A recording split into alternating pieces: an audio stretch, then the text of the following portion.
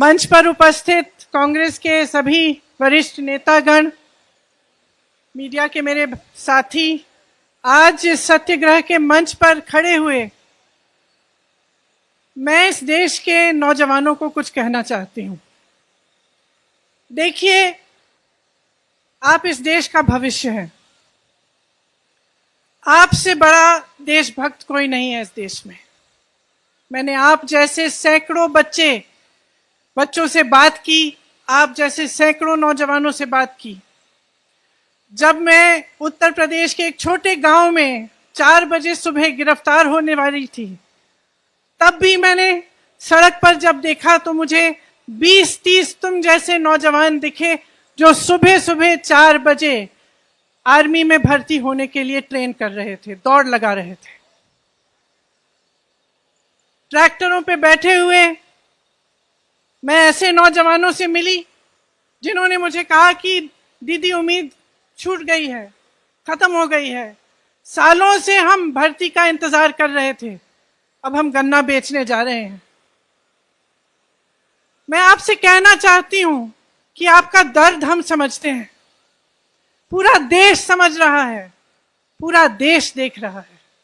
लेकिन आप ये मत भूलो कि ये देश आपका है, इस देश की संपत्ति आपकी है, इसे सुरक्षित रखना आपका कर्तव्य है।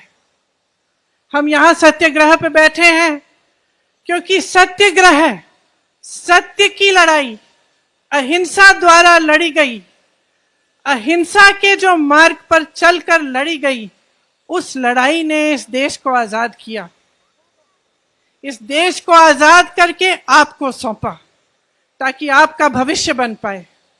तो मैं आपसे आग्रह करती हूं कि परिस्थितियों को समझिए, आपके आसपास क्या हो रहा है, सरकार कैसे चल रही है, देश में क्या हो रहा है, उसको गहराई से समझिए। जो किसान के आंदोलन थे, क्यों किए गए, किसान क्यों जागे, क्यों सड़क पर आए?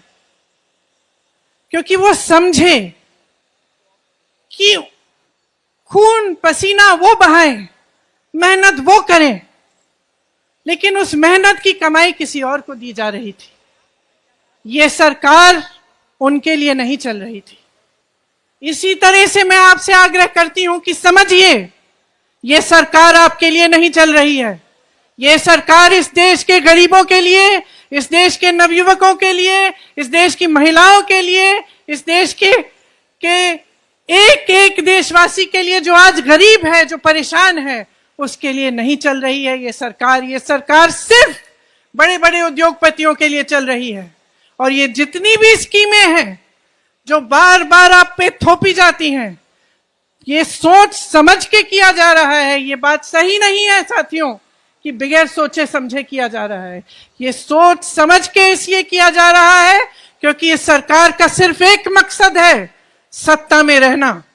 सिर्फ एक मकसद है और उस मकसद को निभाने के लिए कुछ भी कर डालेंगे। उस मकसद को निभाने के लिए वो बड़े बड़े सरकारी उद्योग थे, वो इन्होंने अपने उद्योगपति मित्रों को क्यों बेचे? आप बताइए क्यों बेचे? उसी मकसद को पूरा करने के लिए। आपको रोजगार मिलता था वहां से, आपको उन उद्योगों से, छोटे उद्योगों से, छोटे व्यापार से भी रोजगार मिलता था जो तकरीबन आज बंद कर चुके हैं ये, क्योंकि इनकी नीतियों ने, नोटबंदी ने, तमाम नीतियों ने, जीएसटी ने उनको भी बंद कर दिया। और आज सेना, जिसकी भर्ती में का सपना आप देखते हैं, आप अपनी देश की सुरक्षा का सपना देखते हैं, अपने भविष्य को मजबूत बनाने का सपना देखते हैं, आप ये सपना देखते हैं कि बड़े होकर आप माँ बाप को का देखभाल करेंगे, सरहद पर जाकर इस देश के लिए अपनी जान देंगे।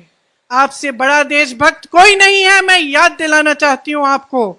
और मैं आपको कहना चाहती हूं कि जो नकली राष्ट्रवादी हैं और जो नकली देशभक्त हैं, आंख खोलकर उनको पहचानिए। आपके संघर्ष में पूरा देश आपके साथ है, पूरी कांग्रेस पार्टी आपके साथ है।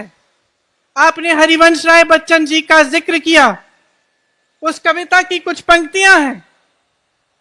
कवि ने कहा है वृक्ष हो भले खड़े घने, हो घने हो बड़े, एक पत्र छा मांग मत, मांग मत, मांग मत। वृक्ष हो भले खड़े, हो घने हो बड़े, एक पत्र छा भी मांग मत, मांग मत, मांग मत। तू न थकेगा कभी, तू न थमेगा कभी, तू न झुकेगा कभी, कर शपथ, कर शपथ, कर शपथ। इस कविता का नाम आपने एक ऐसी स्कीम को दे दिया है जो इस देश के नवयुवकों को मार डालेगा।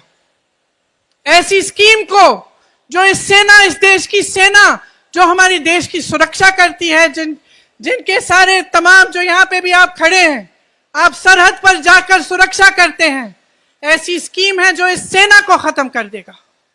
आप इस सरकार को पहचानिए, इस सरकार की नीयत को पहचानिए मेरे भाइयों, मेरी बहनों।